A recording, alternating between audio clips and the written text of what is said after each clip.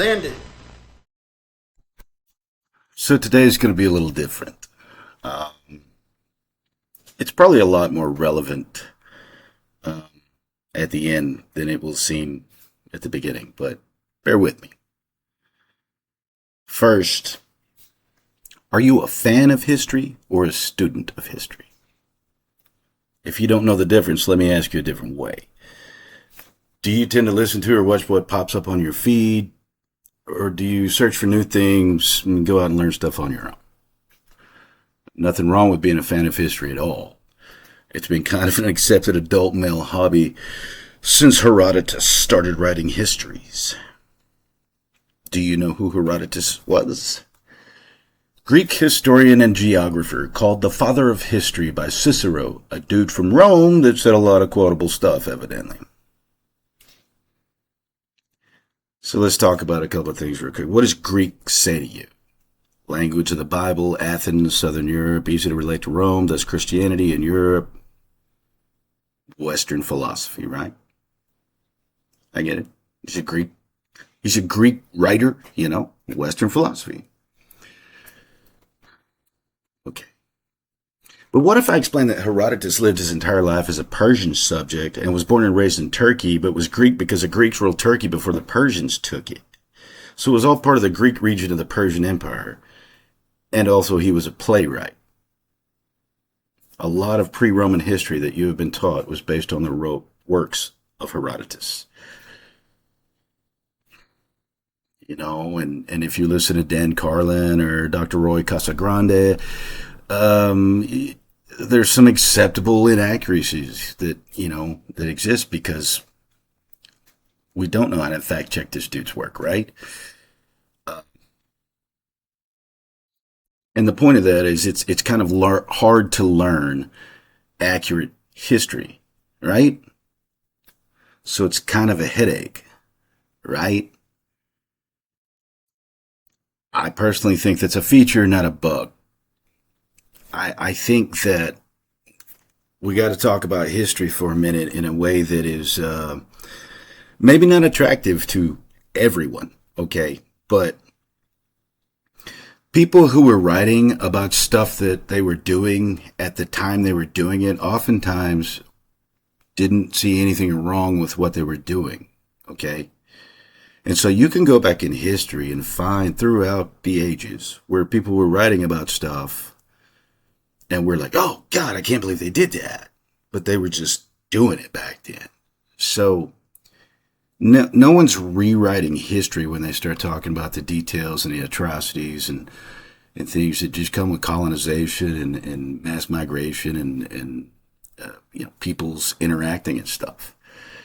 But there's a lot of conversation about race and culture and heritage that we have in this country that are related to history, and it's very difficult to really see like the absolute truth of it because,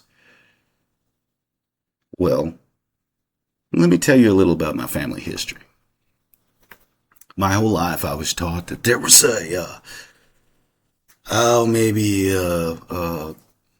Comanche guy hooked up with one of my great great grandmothers, and then on the other side there was a lot of Cherokee Nation stuff, and I accepted that. My family, I don't think any of them are like lying to me, telling me that.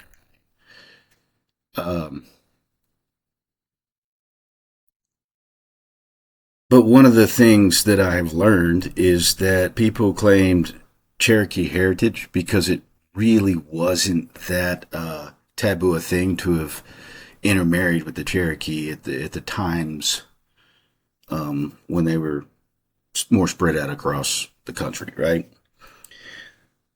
So all of this makes sense. I go through life. My skin's a little darker. So I did a DNA test with Ancestry.com, right? And there were a couple of surprises there. Uzbekistan, Nigeria, little. This was a long time ago, too. This was like back when they first started doing the DNA test, right? So the other day I learned about this place. You can go and actually download your DNA code from Ancestry, and you can upload it into this place called GEDmatch. It's GEDmatch.com. And you can run it through all these tools. And it breaks down your ethnicity as far as you want to go once you learn how to play with it, and once you learn what certain things mean and things of that nature. And so I am about 34, 35% British and another 20% or so other parts of Northern Europe. And I'm about 5% Native American. And I'm 25% Mediterranean. And so, of course, I'm like, what is Mediterranean? And they're like, all these things. And I'm like, well, which of them am I? And the answer was most of them.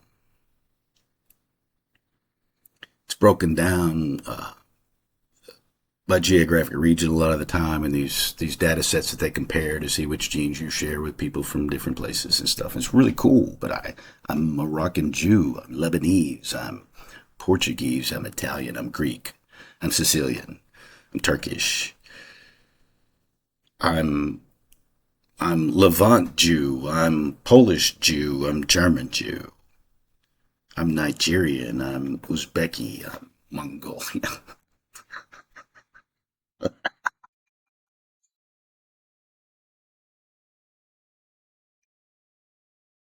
So let me tell you some real stuff that I went through a few years back. I'd been home from Baghdad for a while, and I had a real problem with anyone that I saw as Arabic. And the truth is, I went to war. My buddies got killed. Worst year of my life.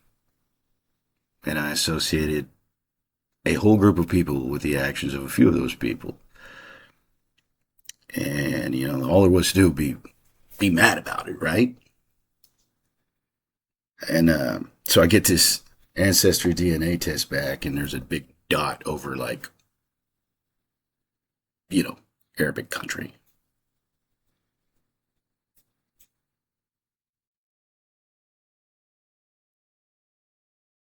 And it bothered me. Yeah. It bothered me that I had Middle Eastern genes.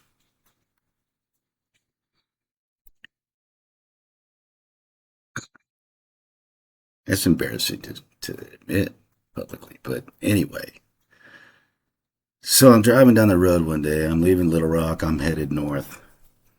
And I pull into a gas station, and I get a Mountain Dew and a bag of chips and a pack of smokes. I got put some smokes on the counter. I realize I've misplaced my debit card, and I go digging for change, and I'm about, I don't know, a few cents short. I don't know, it wasn't a whole dollar. I'm like, oh man, let me put these chips back. And the guy's like I'm telling you, this guy was either Iraqi or Syrian. And he's like, don't worry about it, brother. We're all in this together.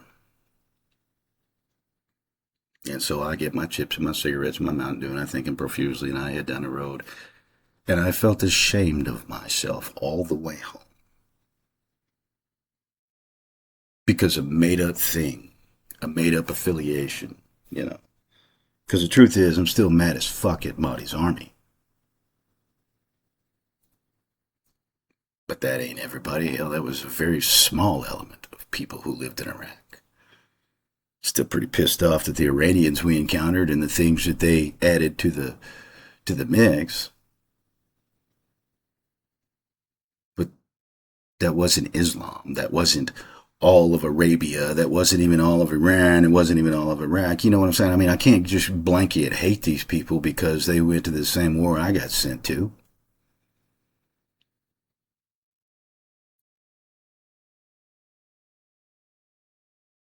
And I'm those people. somewhere in my history, those people were me. Same as the Germans were me, and same as the British were me, and same as the Moroccan Jew was me, same as the Nigerian and the Portuguese.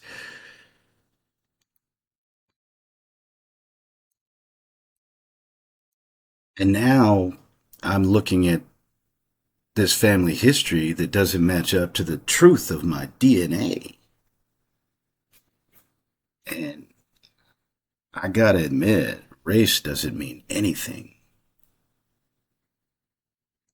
in this. I'm interested in knowing these stories. I'm interested in knowing where these people came from, what traditions existed, what music, what food. Man, I love food. Everywhere I go, I'm gonna learn how to cook all these things, right? That's what I want to do. That's who I am.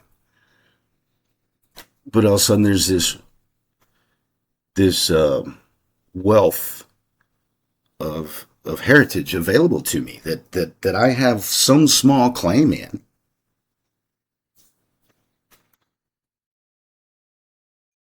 And you become a lot less white and a lot more Irish and Scottish and Welsh, German and Polish and Russian and Scandinavian, and a lot less white.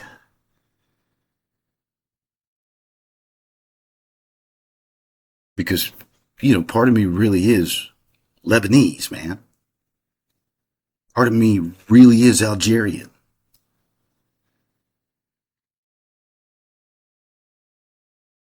Part of me is Nigerian.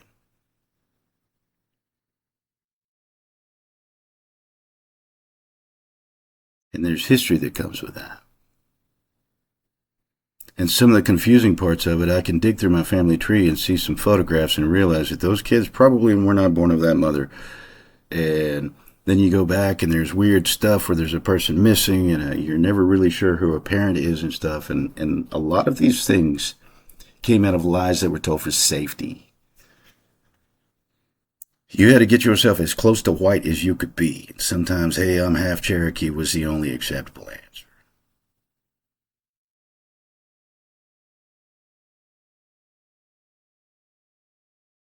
Some of those genes that have passed down were a result of rape, conquest, colonization. It's part of my history too, on both sides of that. There's just a truth to that. I mean, there's no weight to carry with it unless you need to maybe take a look at how close you were to your own uh, ethnic narrative. You know, I was pretty close to mine, man, and it's had an effect on me. But at the end of the day, you got to ask yourself something about this heritage that you might discover about yourself if you do this. I had to ask these questions. Um,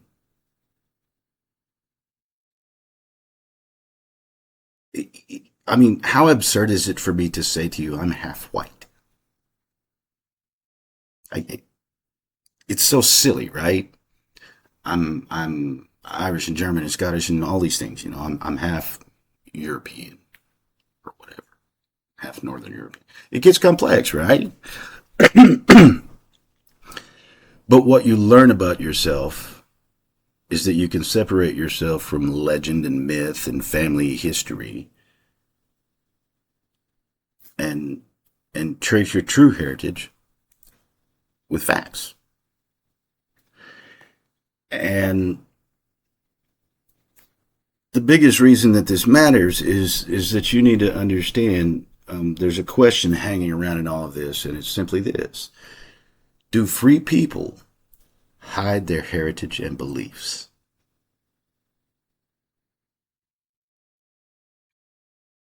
And so, if you were to do this deep dive like I did, and you were to find out that you had Nigerian ancestry and you come from a pretty racist bunch of folks, that's probably something you are going to have to take out and play with and make some kind of resolution with yourself. But when you look at how vast and broad it all is, racial identity is going to get a lot sillier to you. And ethnicity and heritage and tradition will become a far more interesting thing.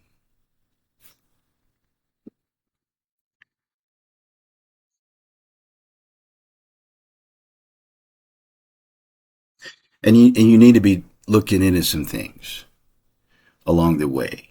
Read Fanny Kimball's Journal of a Residence on a Georgian Plantation, 1838 to 1839. And you need to learn the truth about slavery and the Irish and the Italians and the indigenous peoples of North America, how they were treated, especially in the South.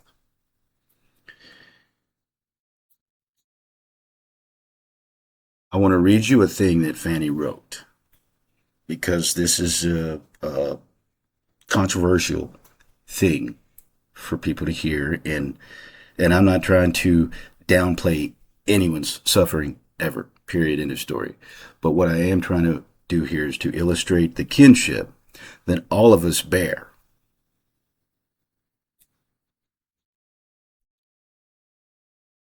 Fanny wrote, though the Negroes are fed, clothed, and housed, and though the Irish peasant is starved, naked, and roofless, the bare name of freeman, the lordship over his own person, the power to choose and will, are blessings beyond food, raiment, or shelter.